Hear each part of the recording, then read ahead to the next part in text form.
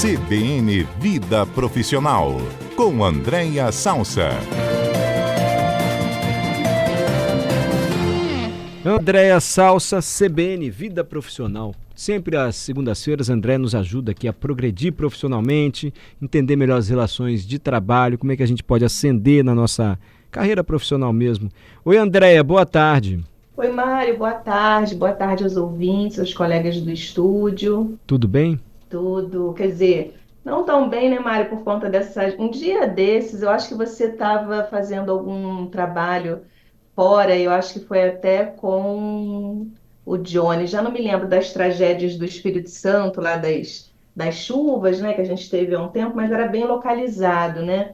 Mas agora com as notícias do Rio Grande do Sul é impressionante, né? Acho que ninguém tem um pouco de sensibilidade, está totalmente bem, né? Porque é muito impactante, né, Mário? Eu acho que a gente no Brasil não está acostumado, assim, eu tenho 47 anos, eu não tenho de memória uma tragédia que parece que a gente está vendo coisas de fora do nosso país, né? Eu acho que ninguém É, fica e diferente mesmo não, André. Não é possível, né?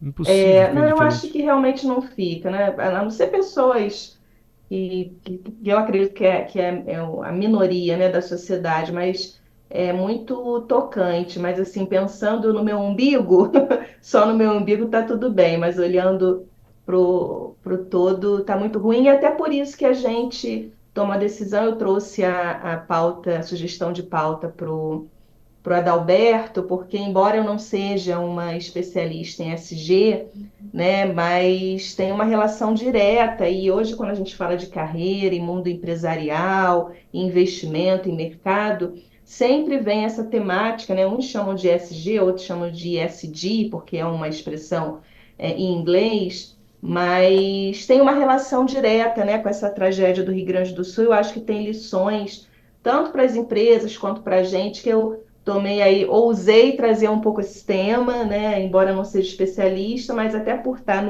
na área de empresarial, eu preciso minimamente ter algum conhecimento sobre a temática. Então, acho que vale a pena a gente. Eu fui olhar, Mário, a gente nunca falou sobre o tema ESG aqui no nosso quadro, então achei que faria sentido a gente fazer essas conexões. Não, sem dúvida, André. E mesmo que você não seja especialista, só a sua experiência profissional e a maneira como você vê a atuação assim, dos líderes das empresas vai nos ajudar a até conceituar ESG e fazer essa relação com momentos assim que todo mundo fica abalado, né? Como é que as empresas, como é que as lideranças devem se posicionar, ainda que não estejam, por exemplo, no Rio Grande do Sul, sempre visando atender esse conceito do ESG, essa norma de postura e de ação.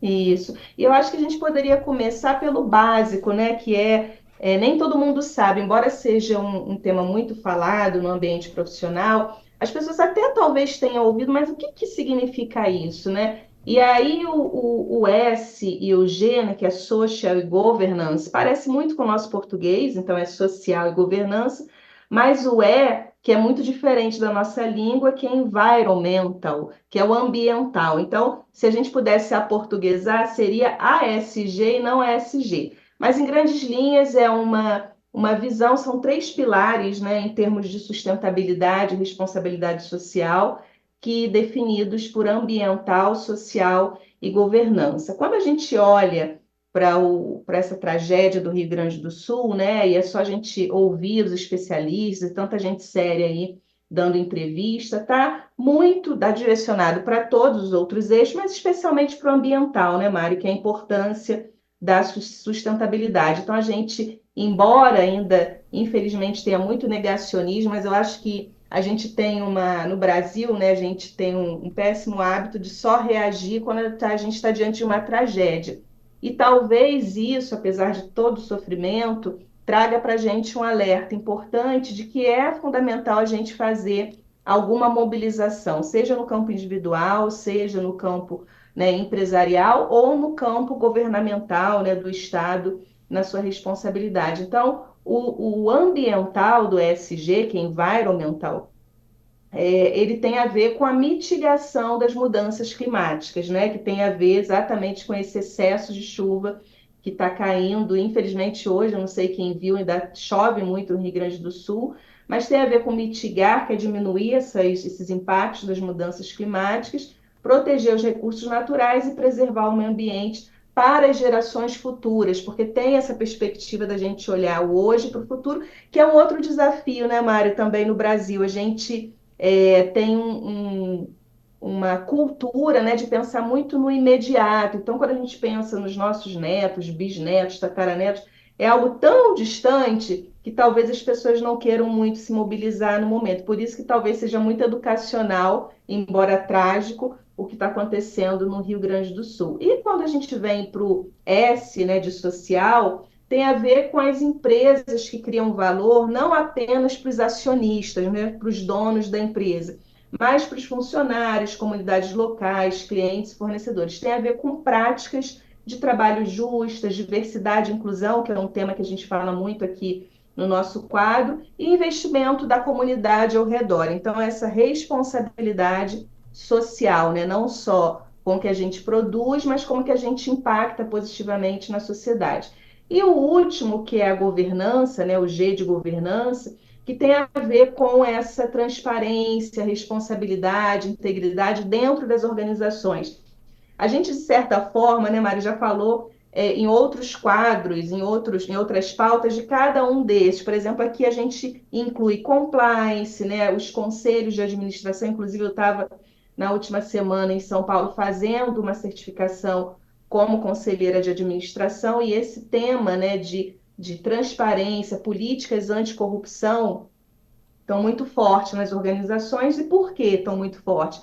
Porque muitos grandes investimentos eles estão estabelecendo critérios do ESG. Então, as empresas, para absorverem investimento do mercado, enfim, precisa obedecer, né, algumas regras do ESG. E quando a gente fala em ESG, tem as famosas ODS, que é legal também os nossos ouvintes saberem também um pouquinho sobre isso, né? Que é o que chamam de Objetivos de Desenvolvimento Sustentável, que são metas globais, não só para o Brasil, mas para o mundo todo, que foram estabelecidas ali pelas Nações Unidas em 2015 e que é uma agenda até 2030, Mária, é um pouco do objetivo, né, da ODS.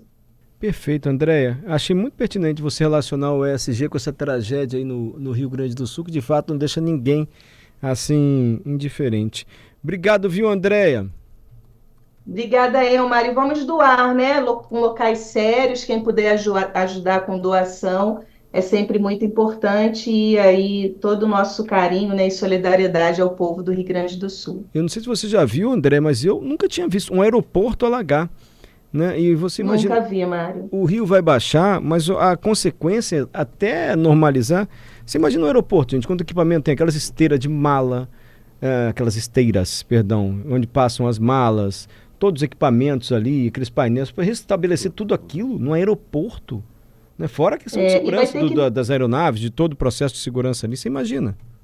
E isso vai ter que ter muita competência de gestão, né, Mário? Porque eu sinceramente acho que dinheiro não vai faltar, não. As pessoas estão muito mobilizadas, mas há que ter alguém competente para orquestrar esse planejamento de reconstrução de um estado inteiro, né? E um estado que tem uma importância, né, grande no nosso país. Então, o que vem pela frente aí não é fácil. E o primeiro ponto é baixar a água, e a água não baixa, né? Então, é muito dramático. Eu, pelo menos, nunca vi isso na minha história de vida. Um aeroporto, assim, nunca vi. E a gente conversava aqui semana passada, né, com um físico, e ele disse, olha, o aquecimento global aconteceu, é um fato, é devido à ação humana. Ele disse que entre os cientistas já é quase algo assim, que há um consenso, e a consequência são fenômenos extremos cada vez mais frequentes.